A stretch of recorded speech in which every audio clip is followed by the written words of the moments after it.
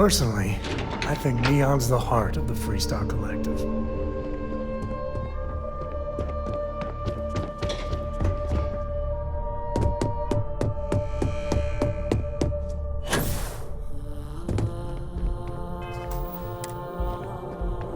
I was hoping you'd show up soon. Is it done?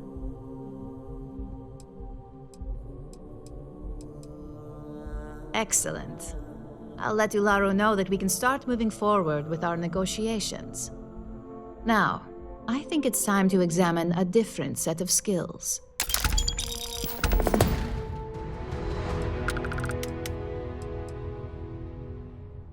We expect our employees to self-manage when it comes to breaks. I recommend taking a moment whenever you feel that stress may be getting the better of you. Just be mindful of your time. This job requires a clear head. Good. This next assignment could be a little more flexible than the others. Your next assignment is to find a security chief and use some creative thinking to obtain their security keycard. And when I say creative, I don't mean with a weapon. Either look the part and be persuasive, or be quick with your hands. We just need some easy access to competitor security. Sometimes obtaining a legitimate form of access is preferred over brute forcing it. A security chief isn't going to give the time of day to just anybody. A nice suit should do the trick.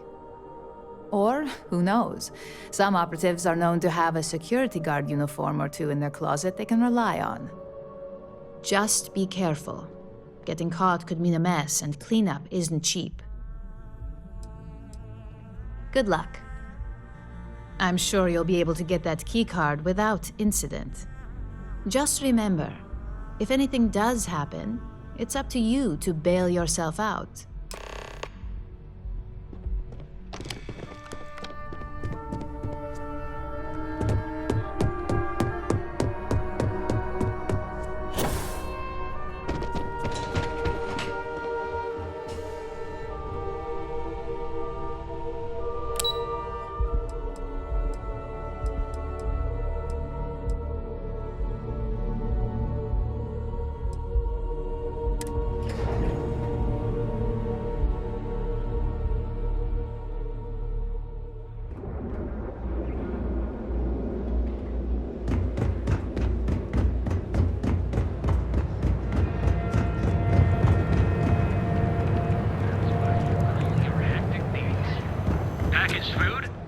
You should have seen. If you're looking for supplies, this is the place. Much better, thanks for asking. I don't exactly know what you said to Dietrich, but he's certainly turned everything around. He's really stepped up and taken an active role in fighting Neon Security's corruption. He's even organizing the merchants' meetings with me. Best of all, I think we've become good friends, which is a rare thing to come across in this city, I can tell you that. I arrived in Neon almost, 20 years ago? I had gotten a job at Xenofresh through a friend and started working on the loading docks. After a few years, they moved me up to Kazanbas processing, and that's where I met Rosa for the first time. She was my supervisor, but we hit it off right away. It wasn't long before we decided to quit Xenofresh, get married, and start our own business. We've been in love ever since. Best deals in town.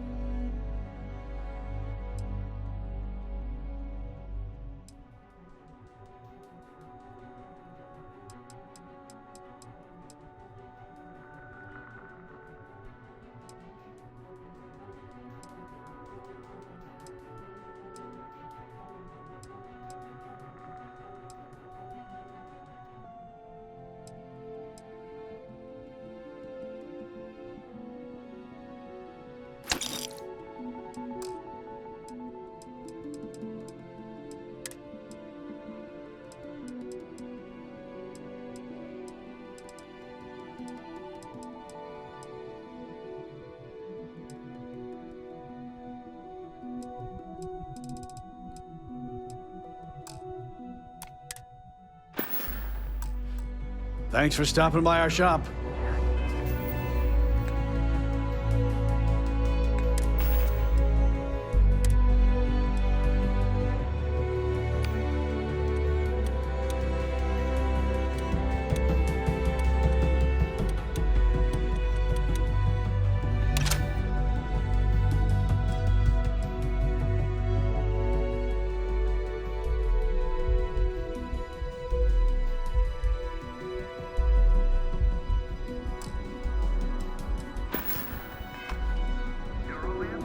If you have a moment, say hello to my...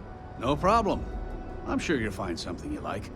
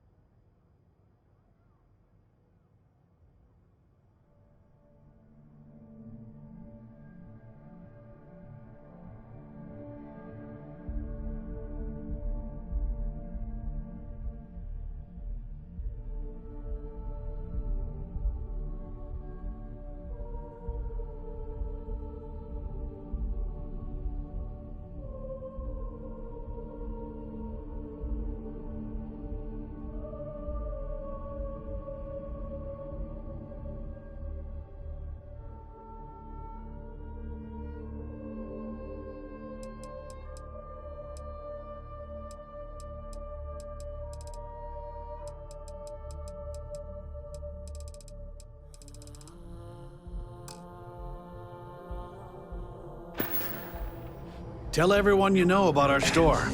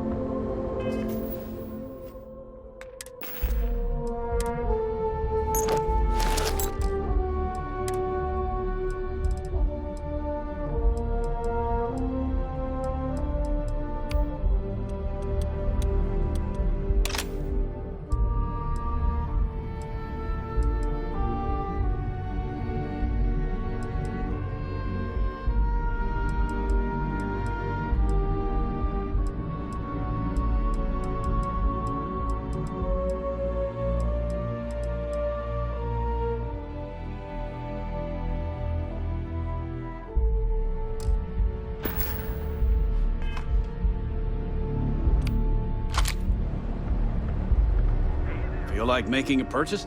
Sure, have a look.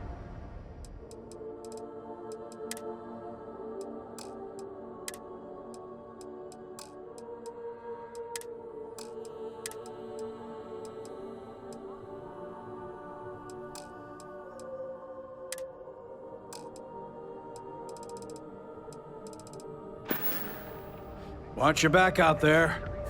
How can I help you today? Packaged food? Check. Neuro lamps? Oh yeah. Boost packs? Got those too. Just don't even bother with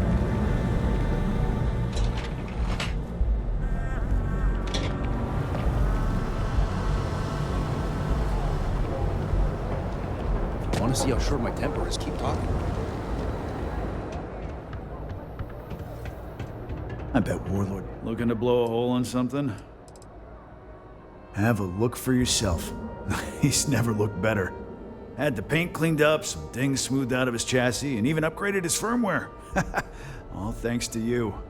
Look, I know it's ridiculous to be this excited about having that big old tin can around, but he's still the only friend I've got. Come to think of it, after you took the time to help me, I'd say I've made a new friend. And You're welcome here, anytime. I've got more than you can handle.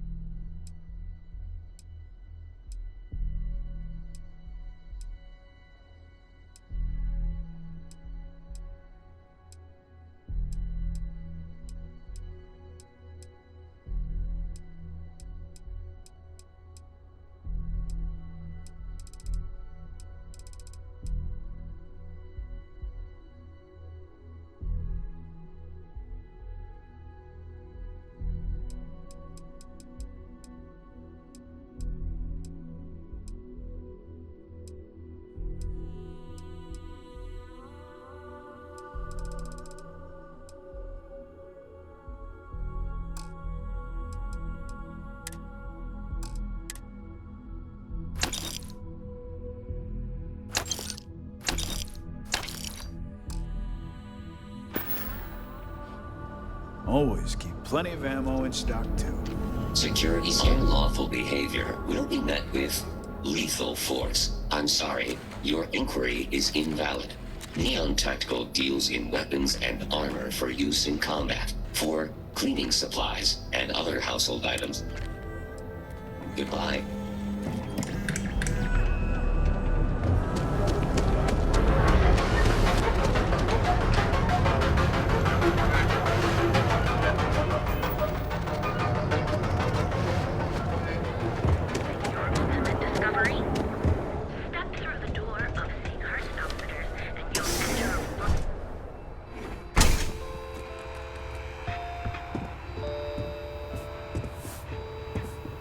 Joining the Merchants Alliance was a great decision. Welcome to Sick Heart's outfit. You won't find a better select.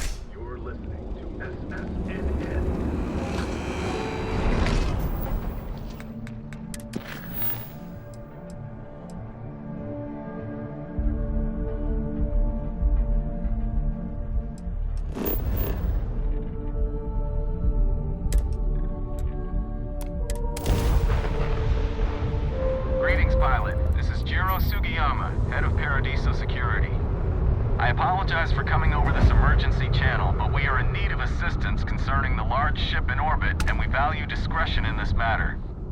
If you are willing and able, please see me as soon as possible at the main security office in Paradiso. Over and out.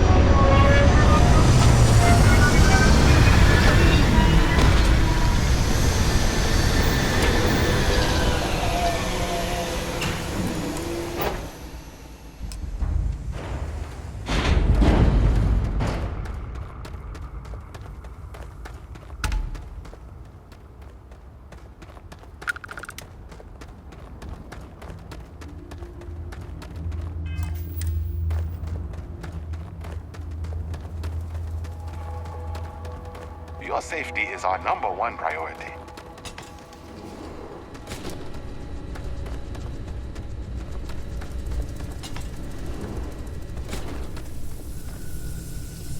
Welcome to Paradiso. Jiro Sukiyama at your service. Do you have a security concern, or is there something else I can help you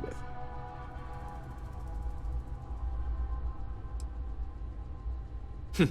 Neither. We're our own private force. The Paradiso group pays top dollar for top-notch security. And I dare say we're some of the best in the business. We have to be out here on the fringes of the settled systems. Honestly, it's not as exciting as you might think most of the time. More often than not, we're just handling drunk and disorderly conduct. Heck, even pirates leave us alone for the most part.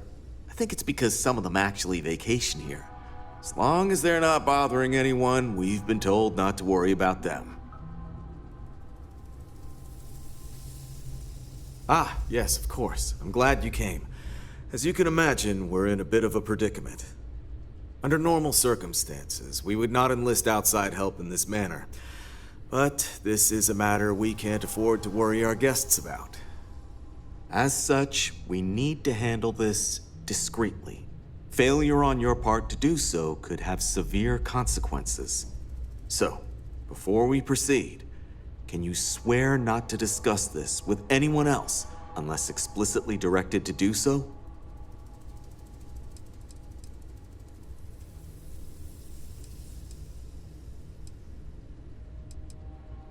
Great.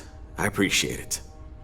Not too long ago, a strange and enormous ship appeared in Parima space. It is now locked in orbit around our planet. So far, it doesn't seem to be hostile, but any attempts to communicate with it have been in vain, so we're unsure of the ship's intentions.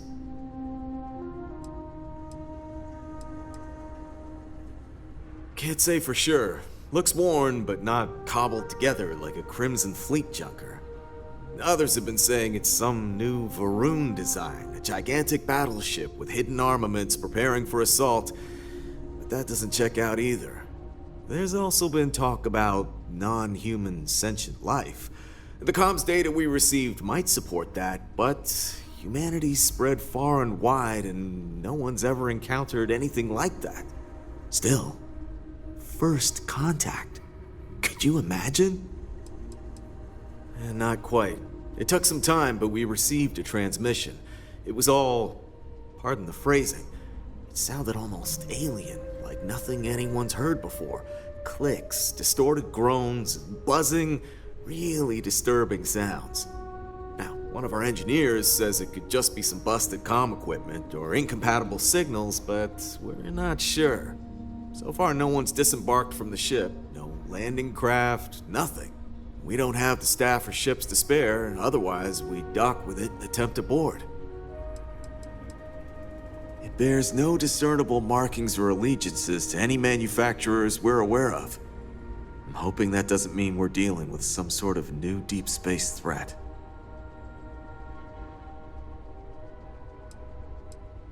It is. Whatever's going on, we need to approach this with care.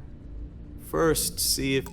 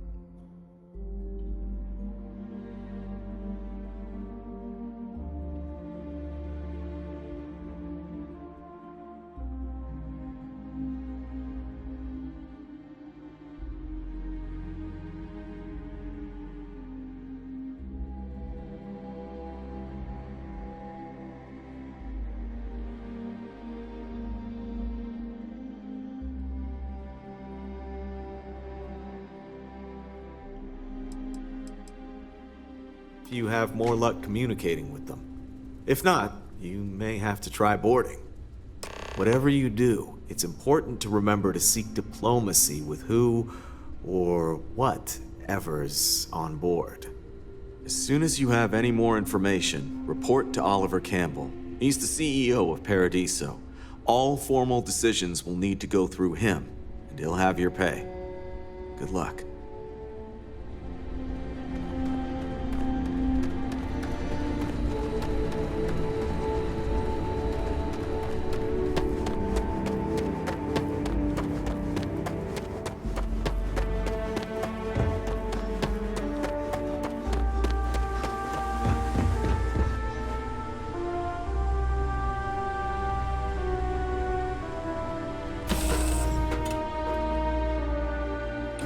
Ready to take off, Captain.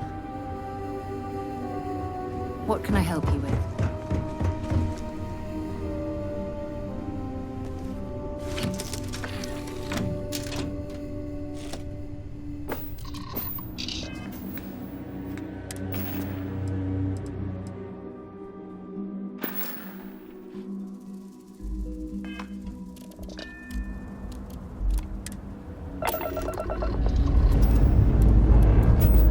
Dust off.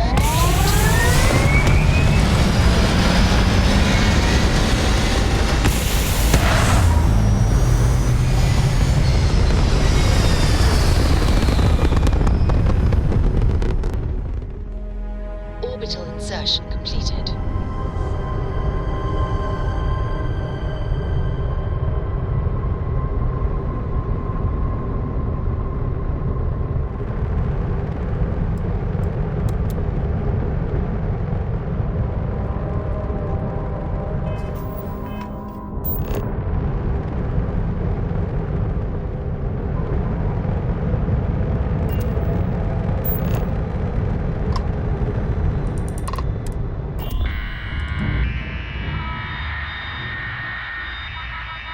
Hey, Dad. Want to hear a joke? Sure, Sweet Pea. Your man could always use a laugh. Okay. Who can jump higher than a skyscraper in New Atlantis? I don't know. Who? Everybody!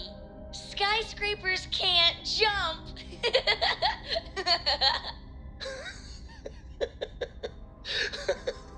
Okay. Good one, Cora. Hey, next time you see Barrett, try it out on him.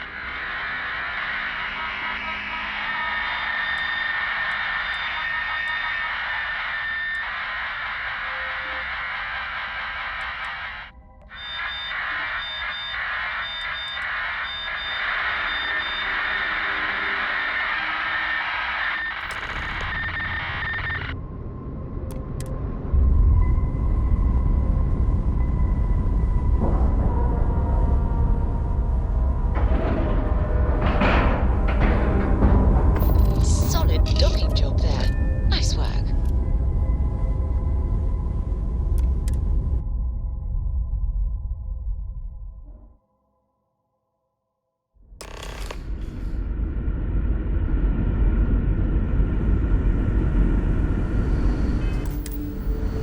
Stay alert. You're human.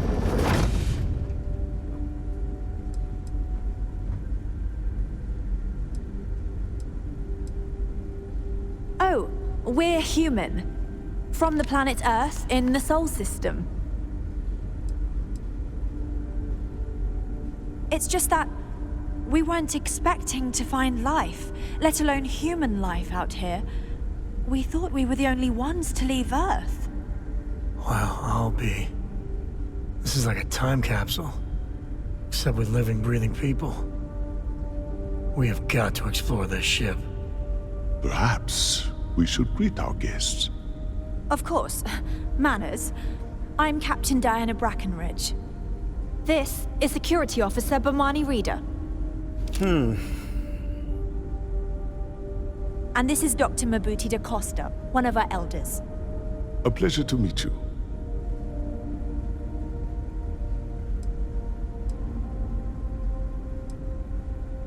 You've come aboard the Earth colony ship Constant.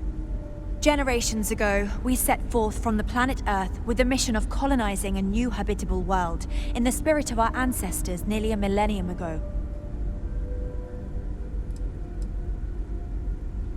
I see. As you may have presumed, we're in a bit of a bind. Our ship has finally completed its near 200-year journey from Earth, only to find our new home seemingly colonized by... well, we don't know. Communications haven't been successful, so your arrival is fortuitous. Perhaps you'd be willing to act as a middle person between ourselves and... the others.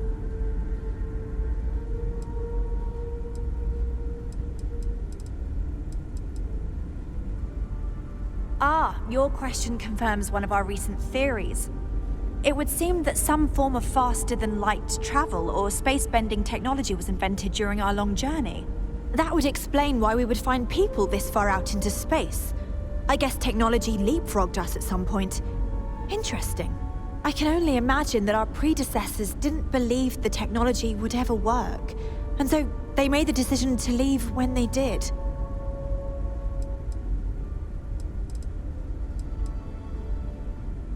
We do. Well, sort of.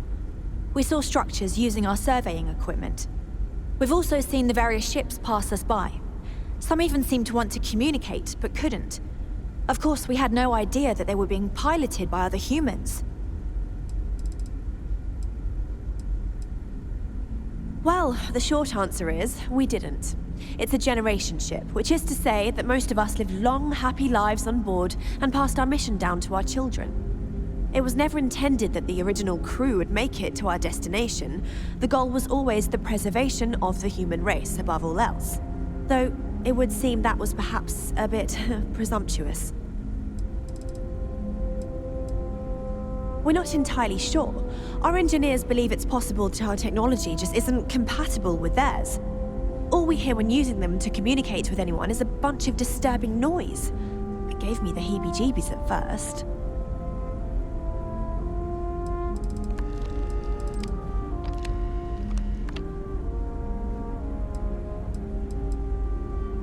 Oh yes, of course. Where are my manners?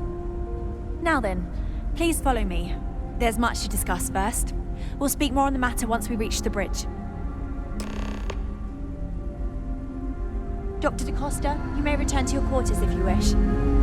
Thank you, Captain. I will follow you to the bridge, ma'am. For security purposes. I do not believe we have need to fear our guest, but I'll allow it if you insist.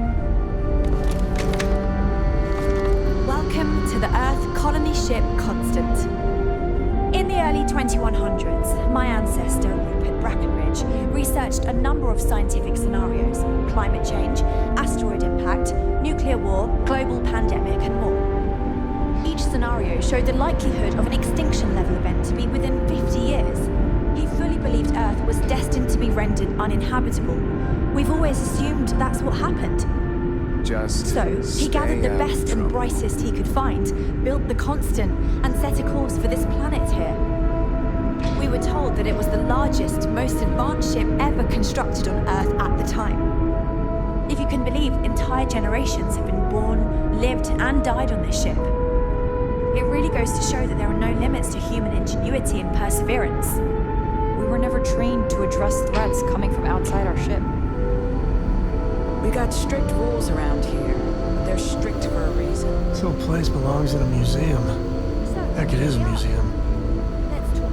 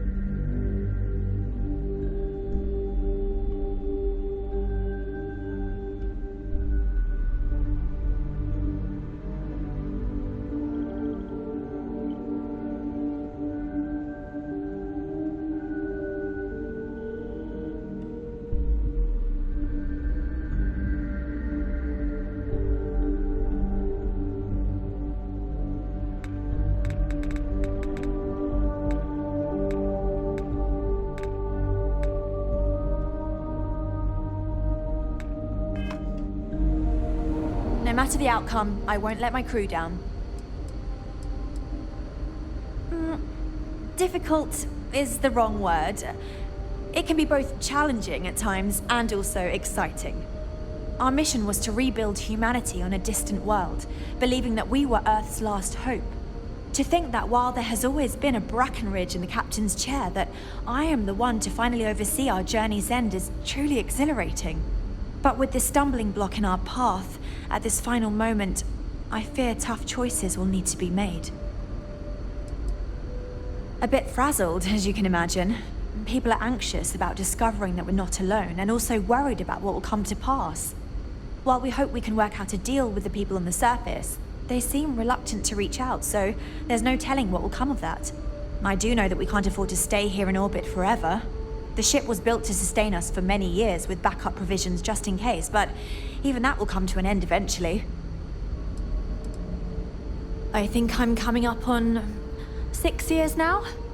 I was only a teenager when my father died, passing command of the ship to me, as is tradition.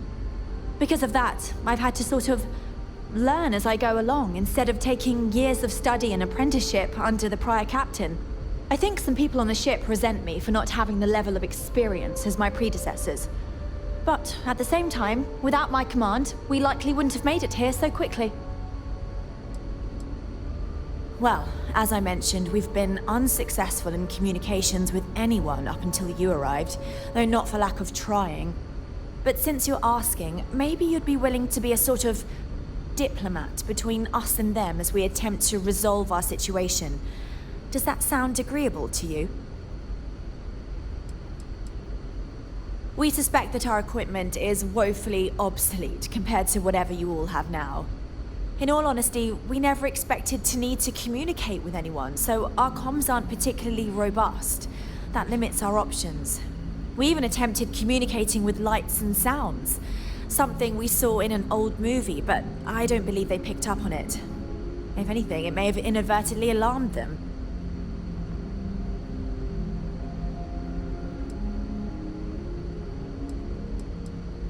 Ah, so they have a name. Paradiso. And it sounds promising that they sent you here to speak with us.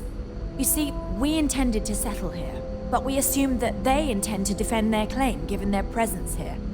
We'd like you to go speak to them on our behalf and help us negotiate a solution, preferably one that favors us.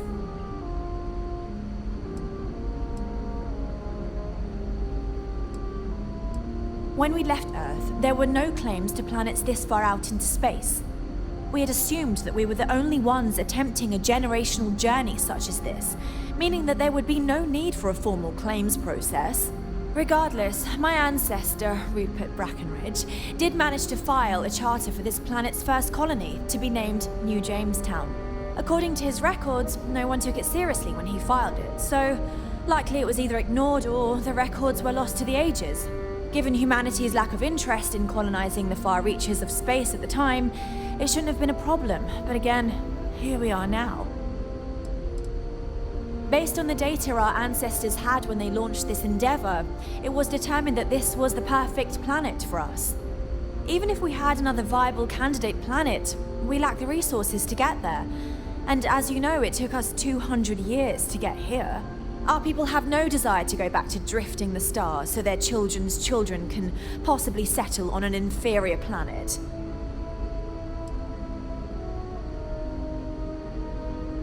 Yes, of course. But we need to start from a firm position and state our goal. If need be, we can compromise, work out a mutually beneficial deal or some such, but initially I'd like you to be firm with them and convince them to leave the planet to us. Let me know how they respond, and we'll go from there.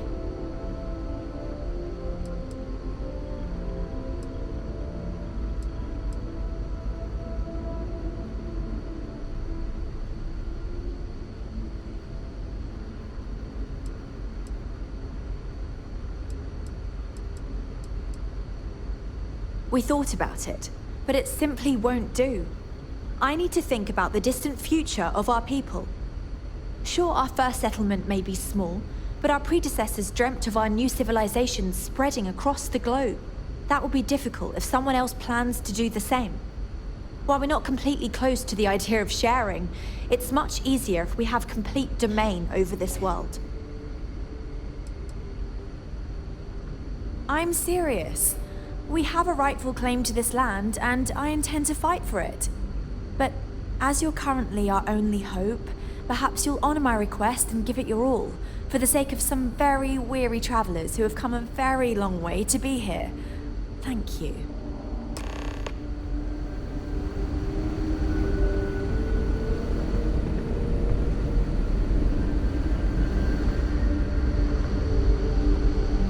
Never seen a ship like yours before. But then again, I haven't seen any ships before you arrived.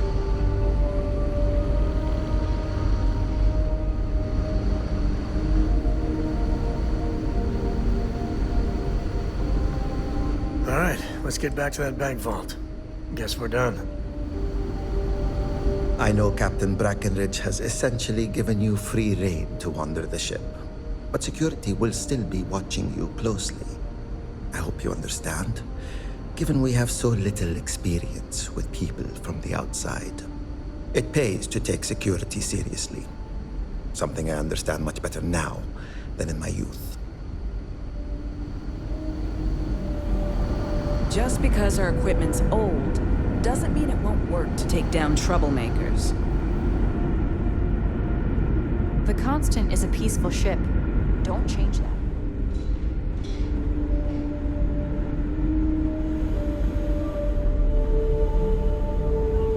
Imagine all those faces staring at you every day. No pressure, right?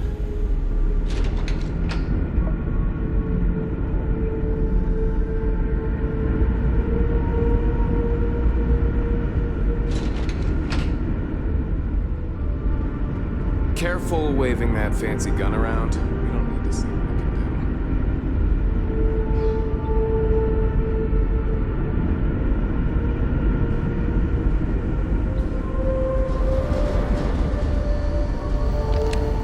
do. Wow, I've heard about you, but here you are. There's so much more to learn about. People always appreciate a good engineer, whether they know it or not. I was hoping to talk to our visitor from outer space, and here you are! Welcome, welcome! I have a million burning questions, but I won't overwhelm you. There will be plenty of time for that later. Please, indulge me just a couple. How did you do it? Did humanity finally discover faster than light travel and eclipse our poor old ship?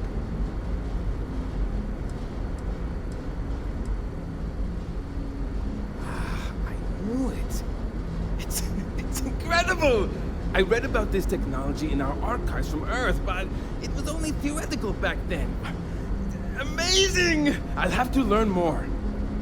Oh, I've got so many questions, but I'm being rude. I haven't even given you my name. Chief Engineer Kazemi, but you can call me Amin. And, I might add, I'm one of the reasons we're still floating out here today.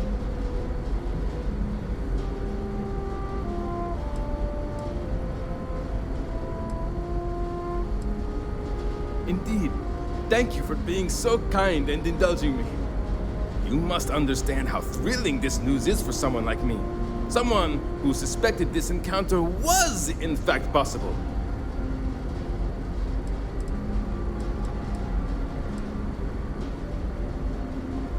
Many years ago, when I was a junior engineer, the reactor's computer burned out. The computer that controls the reactor's various regulators.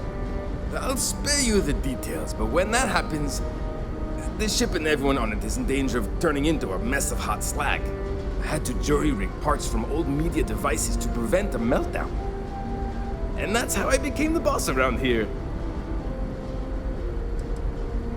Some may say I'm a master of keeping things together with nothing but duct tape and bubblegum. Well, if we had any gum left. Pretty sure that ran out 100 years ago. When I'm not dealing with catastrophic engine failures, I manage the other engineers. We maintain all the machinery, computers, you name it. We keep the life support on, and the ship flying.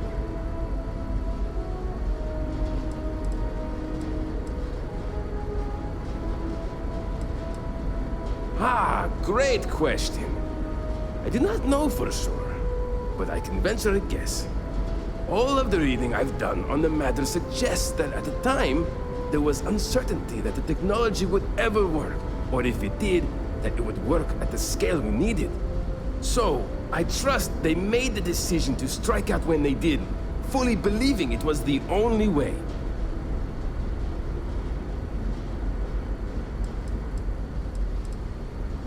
Yes! So many! Does everyone have their own spaceships like you? Do people only live on naturally habitable planets, or did they learn to terraform?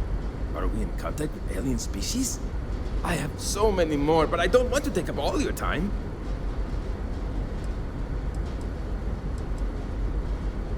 Haha! I knew it! Incredible! Amazing! Simply amazing!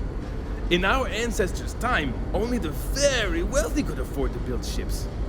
Even this ship was only possible by our families pulling together nearly all of their financial resources.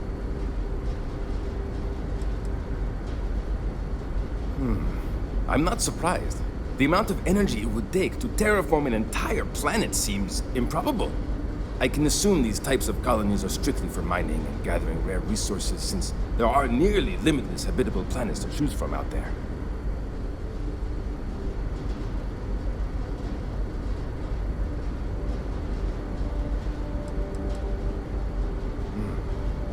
Disappointing, but not unexpected.